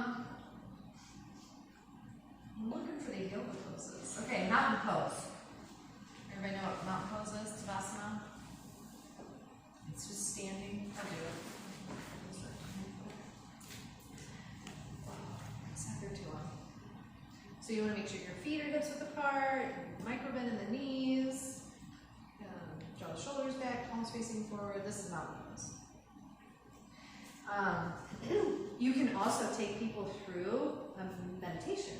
So one of the ways is left side is our receiving side. So you can tell them, visualize drawing energy up from the earth, because the earth has electromagnetic energy that our body absorbs and can reset our body right back to a homeostasis state. So, you know, you can have them in Tadasana, tell them close their eyes and visualize drawing energy up the left side, because left side is our receiving side, and pulling up that left leg, and bringing it all the way to the left side body, all the way to the crown of the head, and then on the exhale, and have them inhale as they do this, right? Do you guys want to do this? Have you done this before? Not really. You want to do it with me? Okay? Because we've been sitting there for so long, too. It might be good to like get some movement. But okay, so you're in Tadasana, and go ahead. First, check in with the feet. Make sure the feet are about hips width apart. There's a micro bend at the knees. Draw your awareness up through the glutes and the quads, right? And maybe engage with the core. It's up to you. You don't want to be totally engaged. You want to be somewhat comfortable. Again, that's Sthira Sukha. So you want to find your foundation in your pose, but you also want to find ease and grace, right? So the chest is open, the shoulders are drawn back, the hands are to the sides with the palms facing forward, the eyes are closed, right? So now, we're going to draw up energy through the left side, so through the left foot, just visualize energy coming up through the sole foot. And as you inhale, you're drawing up the left side body all the way to the crown of the head. And then as you exhale, you're going to exhale with your awareness down the right side body and out the bottom of the right foot. Just move it at your own pace, to the pace of your own breath.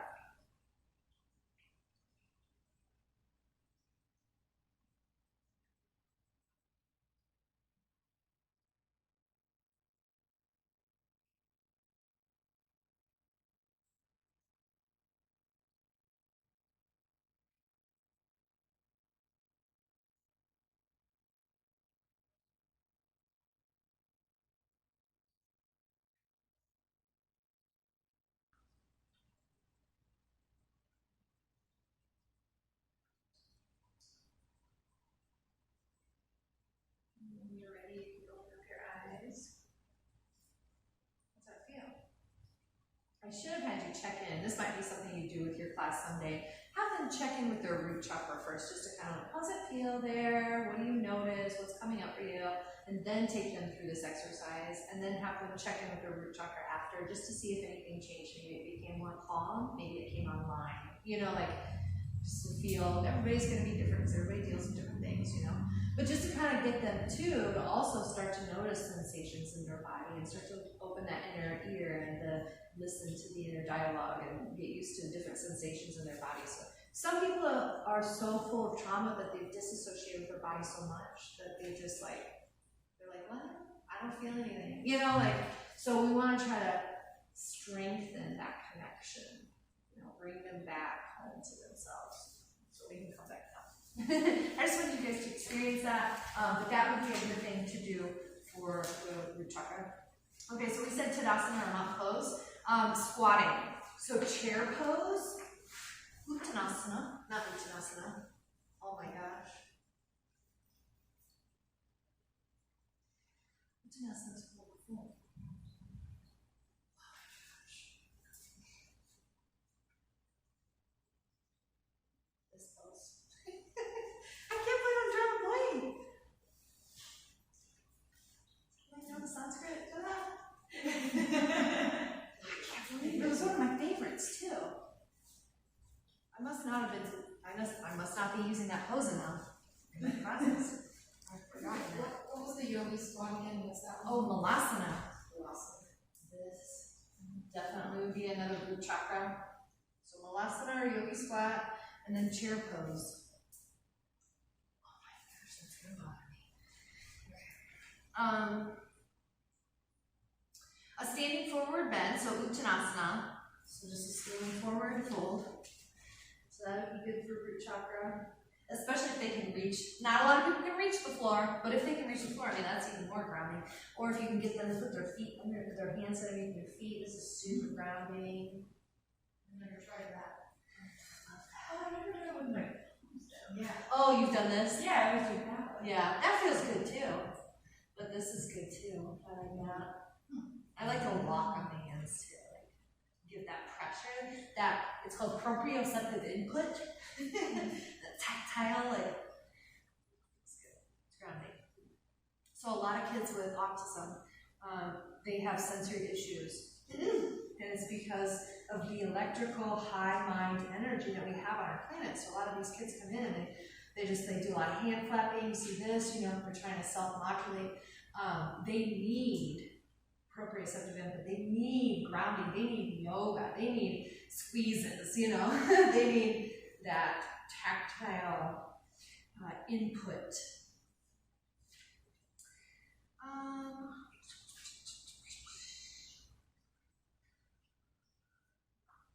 Child's pose is another root chakra pose. And then any of your like standing poses or anything on the floor, like anything on the floor, any like this, you know, pigeon, you know, because you're making that contact with the floor. So anything on the floor is going to be grounding and going to be good for the root chakra. That's also really good for vatas. So when we get into Ayurveda and you learn the doshas, vata is more of that rajas. It's a lot of people who are vatas are overthinkers. They're in their minds like a lot, and then they usually have more air in their body. They need practices that are very grounding. They need to be on the floor. They need proprioceptive input, you know, that calming, that, because they're very, go, go, go. Is chair pose Uttanasana? That's what it is. Mm-hmm. Uttanasana? Making say it wrong? It just made me ask. I was like, Well, Camel's I did a video the Ustrasana. other day. She said it. Yeah.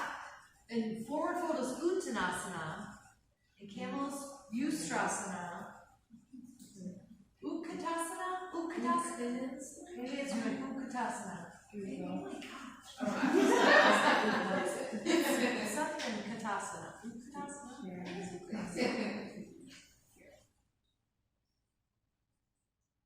think you're right. Yes. You're saying it right? Utkatasana? That's what it looks like. Utkatasana. Oh, so it is Utkatasana, not Utkatasana.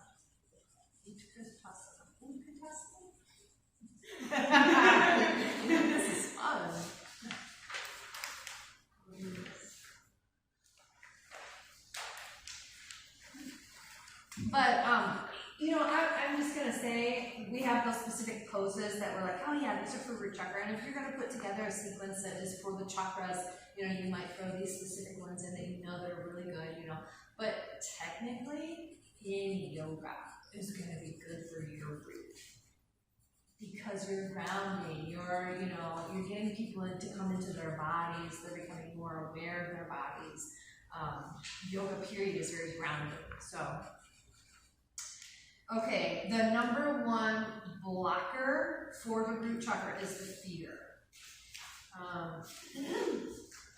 So each week when we go through the chakras, I'll share with you. So this is the food for this one. This is the number one obstacle for this one. This, you know, so we'll go through the whole thing for each of them, but and the poses and the music and all the stuff for each one. Okay, so I might have found. Let's see.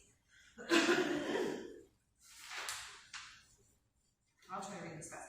There are many different energetic fields in the human body. This course is designed to familiarize you with the different channels that energy uses to animate our manifested experiences. In yoga, we look at the body as a system of sheets, kind of like that Panchamaya kosha system that we went over. Almost like Russian nesting dolls that is animated by the vital life force prana. Prana comes from the earth.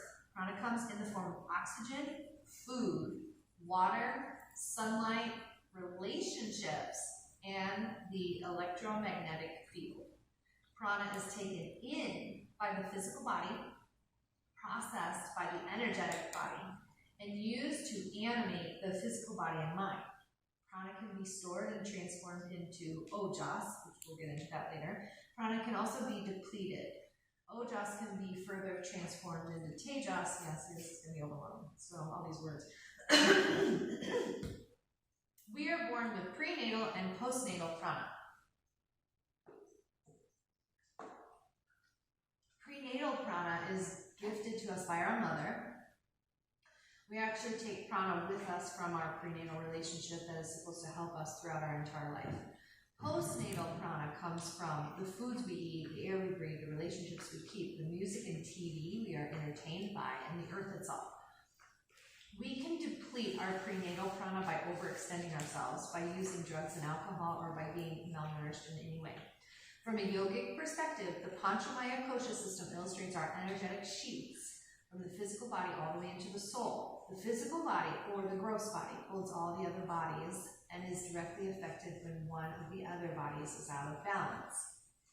The kosha body system illustrates our energetic bodies from the furthest, most dense energetic manifestation to the subtlest, finest energetic form, the soul. The kosha body system illustrates that the soul is pure Atman, God, or universal consciousness. The intellectual or psychic body is in direct contact with the central sheath of our being, followed by the mental body, the energetic breath, and the cardiovascular body, and finally the physical body. Our bodies are made up of the 5 elements: earth, water, fire, air, and ether. These elements come together within the human to create a universal flow of energy. The kosha body system is made of the Annamaya, the Pranamaya, the Manomaya, the Vijnanamaya, and the Anandamaya. We went over all that. Just like our physical universe, the body is organized around energetic centers located along the length of the spine. Here we go, the chakras. These universal elements give rise to sensations we experience, including sound, smell, taste, form, and touch. These energetic centers are chakras. The first 5 chakras are directly connected to the 5 elements. That is another thing. So the root is earth. That is the element for your root, is earth. The chakras are located along the spinal column and correspond to plexuses inside the body. This is the part I was trying to get to. Plexuses are a system of nerves, blood vessels, and hormone receptors designed to communicate chemically with the organs themselves. So I don't know if you want to write that down. I'll repeat it because sometimes people might be like, what, isn't that woo stuff? You can be like, no, it's actually this, you know. So I'm going to say, I'm going to read this again. Chakras are located along the spinal column and correspond to plexuses inside the body. You with me so far? No. Okay. Chakras are located along the spinal column and correspond to plexuses inside the body.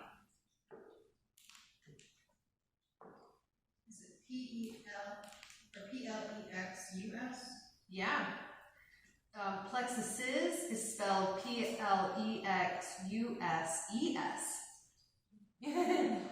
Plexuses. Plexuses are a system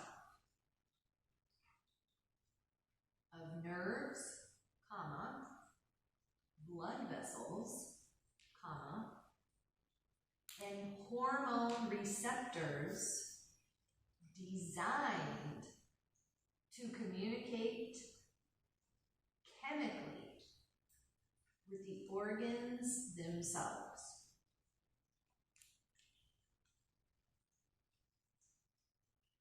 So this way, at least you can be like, they're where the plexuses are in the body. What are plexuses? The plexuses are nerves, blood vessels, hormone receptors, you know, blah, blah, blah. So that's the part I wanted to read on this, right?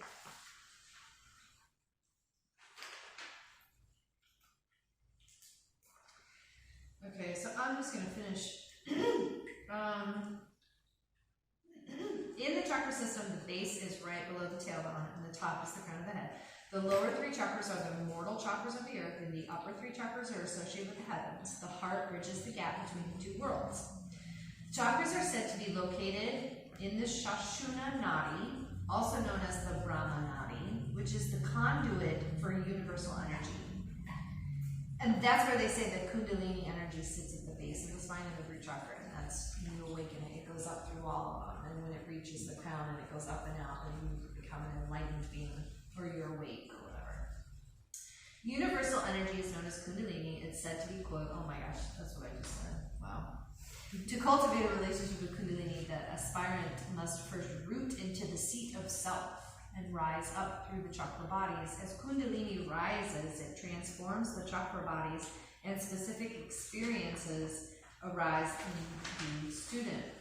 Our breath is so interconnected to the system that it actually activates the chakra bodies throughout the day to support the experience and optimize the overall system.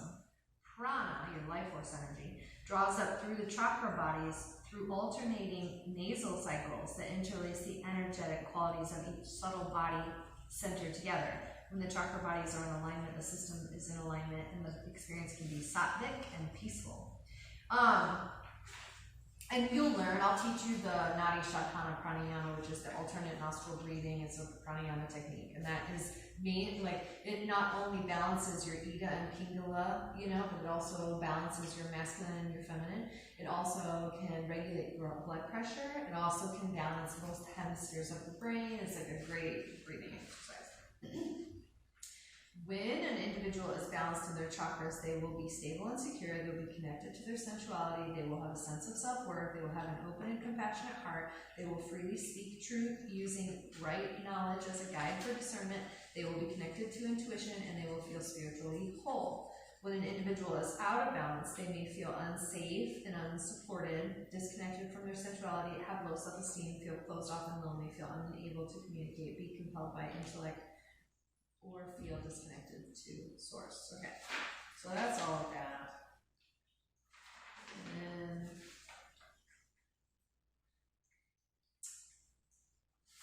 that's okay.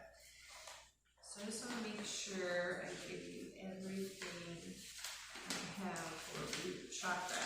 And I will say, when you do get your books, or if you already have your books, if you want to start on this, I would say you can go ahead and, I mean, if you want to read the foreword, you can. The preface, that's all up to you. But let me get to the introduction is actually really good. Is that an adding spirit? Yeah. Have you read this? Mm-mm. Oh my god, phenomenal book. Okay, so it's up to you how much of this. The introduction is good, but the foreword and all that stuff, that's totally up to you. But like, if you want to just like skip all that and go to chapter 1, you can. Now that we're getting into the chakras, this is going to be all about anatomy of the spirit. Is all about like your energy body. So chapter 1.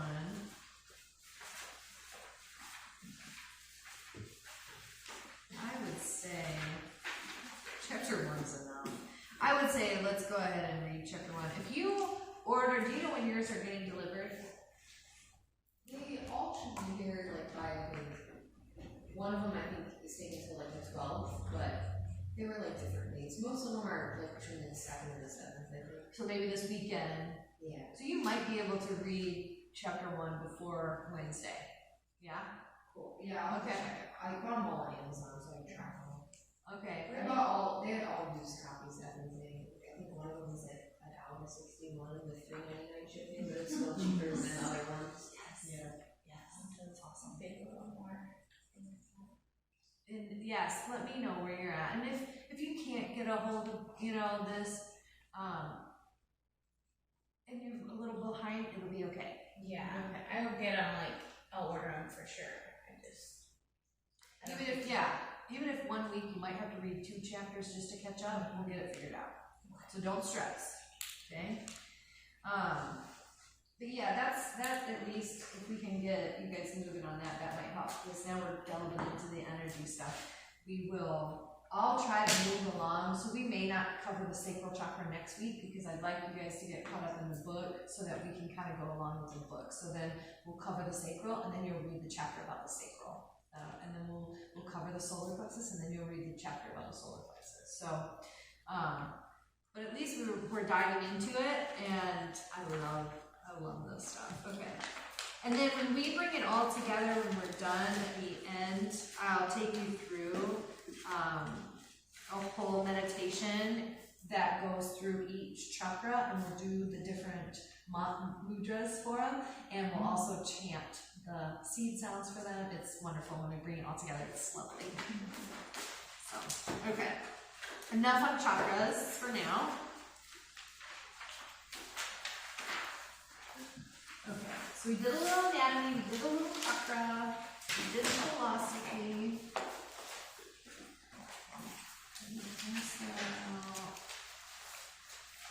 Okay. Also, before you leave tonight, Bree, I'm gonna run upstairs and print. Actually, maybe Marissa would do it for me. I don't know if you know how to find it though. Like if you go into my documents, I have a folder that says 200 hour. And inside that folder is a bunch of documents, and the sadhana form is what I need to print for her. Okay, and if she can't find it or figure it out, if you can't, it's okay, then I'll do it real quick before you leave. Yeah, okay. So I'd like to get that printed off and at least give that to you so that you can start practicing at home. So that's the next thing I'd like to do is go over our yoga sequence. Because I don't think we've actually went over that at all. So that is this one. Okay. So, and remember, this is going to be a foundation, so you can always split things up and build from here. So in the beginning, we always get centered first. Now, that might look different. That might be getting centered in child's pose. You've probably taken a yoga class where they started class with you in child's pose and got you centered there. You set your intention there. You might have started off in crocodile pose where you're on your belly and you're laying your head on the, your arms. I like starting class like that sometimes. Or Shavasana. I've been in classes where they have you start, getting centered while lying on your back. He is chasing his own hair. These cats are so silly sometimes. So, centering is the skeleton. That was like a cartoon, anyway. Sorry. Okay. Centering is the main ingredient or the important part here, not necessarily how you're seated or where you're at. Of course, you want them in a somewhat relaxed, ability. You wouldn't want to start in warrior 2, you know, you want them to be neutral. You know, where warrior 2, you've got, you know, kind of a twist in the spine, and, you know, you want them to be in a neutral position where, you know, the body is balanced and it's relaxed so that it can, you know, think of an intention, set an intention, it can breathe, it can get, you know, because that's what we do. When we get centered, we, you know, want to bring awareness to the breath. Now, I will say, breathing practices are mainly supposed to be at the end. You might have some people be like, oh, we're going to do this breathing practice at the beginning.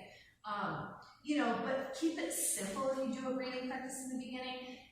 Like, box breathing is very simple. So inhale to the count of 4. Hold to the count of 4. Exhale to the count of 4. Hold the exhale for the count of 4.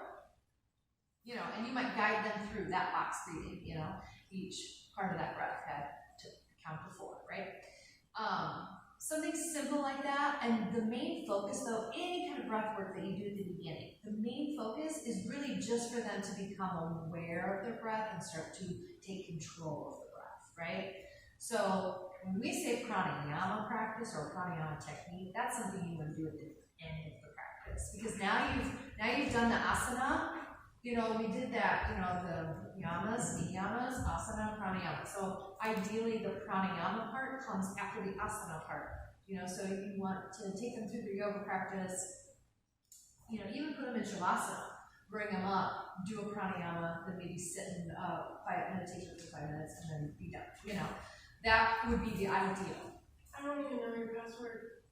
Oh, my computer? Yeah. It's Capital Yoga 8282.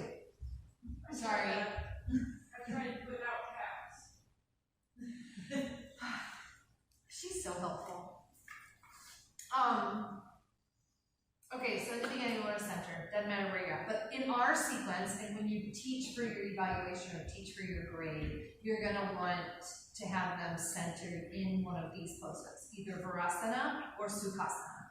So Virasana is sitting on top of the feet. And Sukhasana is almost like Indian style, but it's not, because the legs aren't crossed. The energy can flow freely. So when we sit, what is that? Cross applesauce. When we sit like that, we're cutting off that energy. It's not flowing. So Sukhasana, everything is flowing. Okay. Now, you want to be mindful though. I'm going to tell you guys this because I wish my teacher would have told me. I got in the habit of always sitting like this. And so then I started having hip issues with my left hip. So when you sit like this, make sure you balance yourself out and flip your feet so that you're not putting pressure on just one hip all the time, okay? And be mindful with your students too, kind of like try to get them to that. So what I do instead of like just preaching, I'll be like, okay, let's look down, let's bring the left foot in, then let's bring the right foot in, okay? So the left foot is on the inside, and we'll do some things. Okay, now let's switch the feet, and then we'll do some things, you know, so that I'm balancing it out for them, but not necessarily telling them. But maybe that's something we need to start doing more, is like telling these people these things, like, hey, so when you're at home practicing, like, make sure you're not just sitting the same way all the time, you know? But, okay, and Virasana can be, so when I first started yoga, I could not for the life of me sit like this. That hurt my ankles, that hurt my feet, you know? And we'll get into, we're gonna break down the sequence a lot, okay? We're going to go through the sequence to do modifications. We're going to go through the sequence to do enhancements and adjustments, you know, so we'll do all that. But just quickie, this is the nice little modification that you can make for people who say, oh, that hurts my feet. This raises the weight of the body off of the ankles so that you're not putting all that body weight on those feet. So that's an option. But even with people with knee pain, this would be a contraindication, knee pain. People with knee stuff, they're going to have a hard time sitting. So Sukhasana usually is a good route to go, but even with Sukhasana then, sometimes it's better to have something to sit on, whether it be a bolster or a block, because you ideally want the hips higher than the knees, because if they don't have good posture, they're going to slouch, and slouching makes us sleepy and drowsy. An erect spine is an alert spine. So when you're sitting up tall, you're not going to get drowsy and fall asleep, okay? So this helps to the posture, but it also helps to get the hips higher than the knees. Why do we want the hips higher than the knees? Because we want the blood flow. when we don't have the hips higher than the knees, a lot of times our legs will start to fall asleep. And when people's legs start to fall asleep, then they start moving, they can't sit still any longer, you know, and we want to, so yeah, we're just going to try to help them be comfortable. Okay, so we, you know, breath awareness, not necessarily breathing practice, but we want breath awareness at the beginning, and then we want an intention. Intentions seed manifestation. Intentions are so important. This is something I will argue with other people about. Ahimsa, I know, but okay. I will still argue. This one girl, she was like, it's not about intention, it's about action. It's about the actions. Well, okay, your actions derive from your intentions. If you're not clear on your intention, then your action is going to be wherever, you know what I mean? Your action might fuck you up, man, if you don't know where your intention is. Your intention is that seed that everything else derives from, whether it be your actions or your words or whatever, you know? So, and people, I've even had someone say, like, when I first came to yoga class, you told me that, you know, what does my body need? And I had no idea what I needed, you know? Or they won't know, you know, like, what's the intention? You know, they'll freak out and they're so full of anxiety and all this stuff, right? So, like, sometimes setting, oh, yay, thank you. And is it on the backside too? Oh, she did 2 pages, okay. So each day when you do it, you want to write down, like, I did 15 minutes of asana and 5 minutes of meditation, and I felt clear. Or today I was really struggling, so I was in child's pose for 10 minutes. You know, just kind of like keeping yourself accountable for that practice every day. Oh man, I suck at getting back on the track. Intention.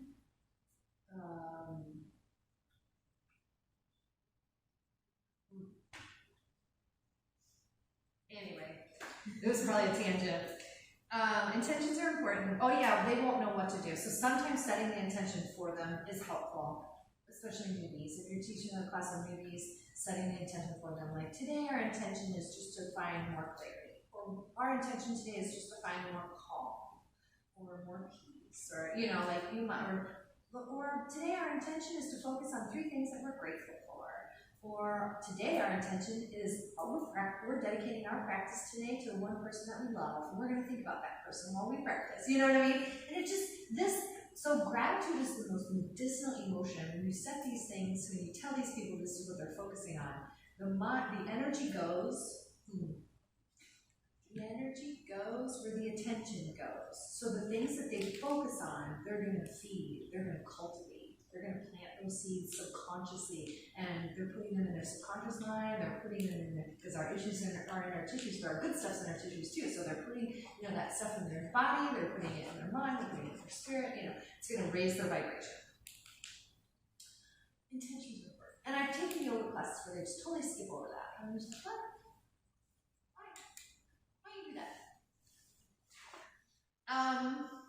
And then, you know, breath awareness. Okay, so then when we do warm-ups and joint freeing exercises, I don't even like using the word exercise, but when we do this, the main focus here is to link the breath with the movement. So the dance, the yoking.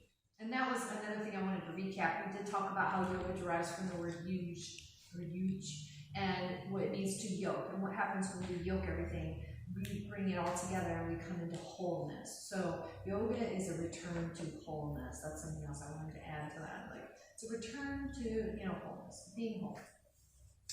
And with, on a mass collective level, everyone needs so much healing.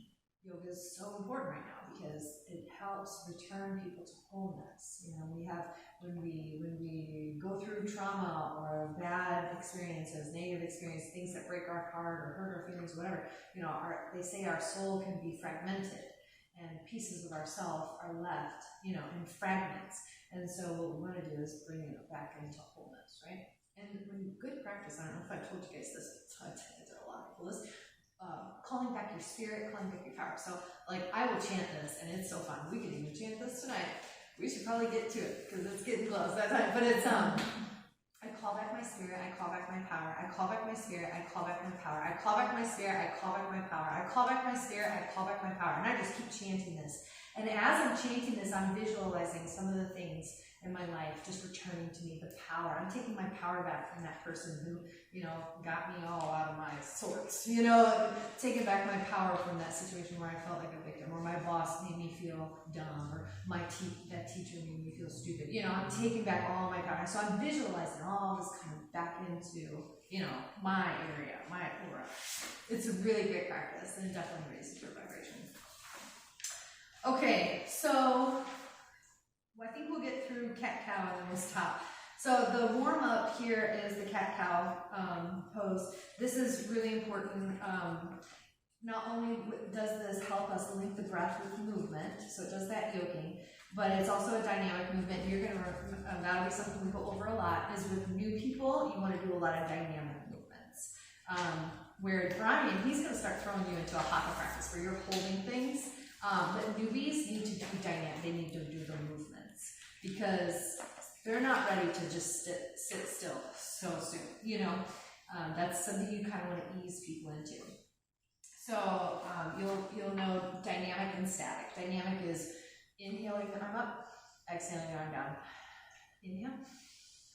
So this is dynamic, moving with the breath, right? Inhale, exhale. Inhale, exhale. Static is inhale, exhale. So I'm holding the pose while I breathe. That's static. Okay. So dynamic movements, we guide. Inhale, do this. Exhale, do this. Hands and knees posture, or another side bend. So you can.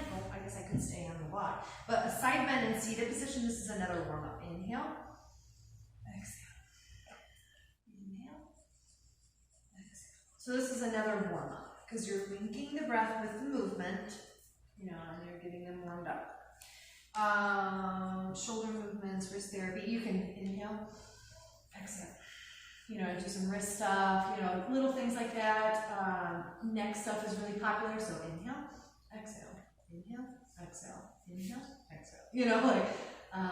In the 80s when aerobics was really popular, what they used to do, they used to roll the neck. Don't do that. And if you go, I've been to even a yoga class where someone was doing that. I was like, what? No, that's not good for the cervical spine. So what you want to do is bring attention to the nose and just make circles with the nose. That's as much as you want to do. And you can make big circles, and you can make little circles. You can go, make sure you go in the opposite direction, stuff like that.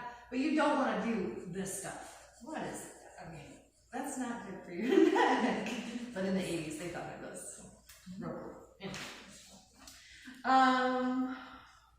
Okay, shoulder movements, wrist therapy, okay. And then what you're doing in cat-cow is, and that's another thing, when we go through the sequence, we'll go through the sequence to go over like the benefits. So what are the benefits, to each pose and stuff like that. But just to throw one out here, for the cat-cow is one of the things I say a lot is it gets the cerebral fluid moving, so it really warms up your spine. They say you're as young as your son's spine is flexible.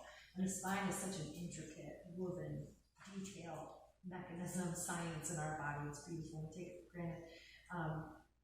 So this movement, this cat-cow, I know it seems so simple and so really? We do this all the time. I even think that sometimes. It's like, but it's one of the best things that you can do for your spine. I think that same thing. Do you really? I can always do these. What can I know that again? And it's kind of subtle, but and some of the subtle things can be very powerful. It's so good and nurturing for your spine to do these warm-ups. And it's really important too, right? Especially because we do a lot of down dog in yoga these days. And down dog is great for the cervical spine, and it's great for building upper body strength and all that. But before you throw someone into a downward dog, it might be good to warm up that spine energy, before you just, put them in there. Okay, I'm gonna stop there. What? Can you say the names of those real quick? Especially the big cow pose. So Vitalasana, and I'm gonna butcher this. I don't use these a lot. Marjarasana.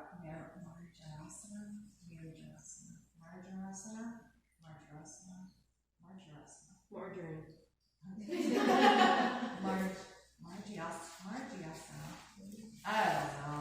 You know what, one of the things I do a lot is I'll Google, how do you pronounce, and I'll spell out the word, and a lot of times YouTube will pop up with a pronunciation and stuff. So if there's ones that you ever, you know, and I'm gonna always be honest with you, if there's something that I don't know, I can either say, let me research that and find that out for you, or I can give you like something to like, a resource, or I can say, I don't know it all and I don't know where to resource the information, so like, good luck. You know, like, I'm gonna always be honest with you.